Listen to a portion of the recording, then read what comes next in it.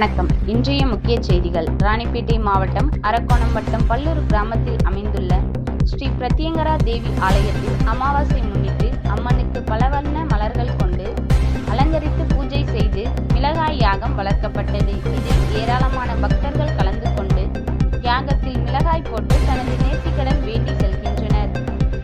அம்மனை தரிசிக்க வந்த பக்தர்கள் அனைவருக்கும் அன்னதானம் வழங்கப்பட்டது. இதில் 1000க்கும் மேற்பட்ட பக்தர்கள் கலந்து கொண்டு சிறப்பித்தனர்.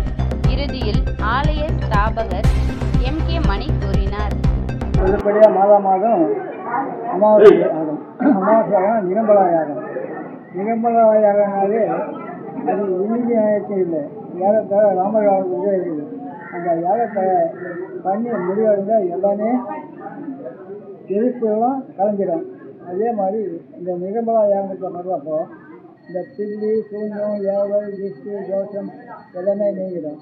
மேற்கொண்டு குடும்ப பிரச்சனைகள் எவ்வளோ இருந்தாலும் சரி, அந்த யாகத்தில் காலையில் அதான் யாகம் ஸ்டார்ட் பண்ணுறப்ப கலந்துக்கணும். முடிவடைவதில் இருந்தாங்கன்னா அதுவும் கிளியராகிடுது.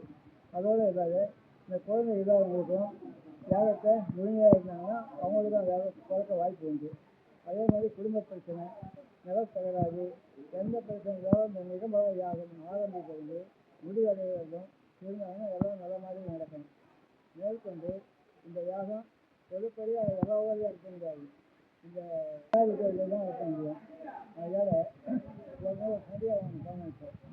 அதுக்கப்புறம் இந்த நிர்மலா யாகம் பண்ணுறோம். இந்த நிர்மலா யாகத்தை பண்ணோம்னா எல்லா நன்மையும் கிடைக்கும். குடும்ப சௌகரியம், குழந்தை பிரச்சனை எல்லாமே உருவாக வாய்ப்பு உண்டு. மேற்கொண்டு இதை நடத்தணும்னா குடும்பம் நல்ல வளர்ச்சி அடையும். மேலும் மேலும் கடன் பிரச்சனை, தடைகள் நீரும், எல்லா பிரச்சனையும் நீங்க வாய்ப்பு உண்டு.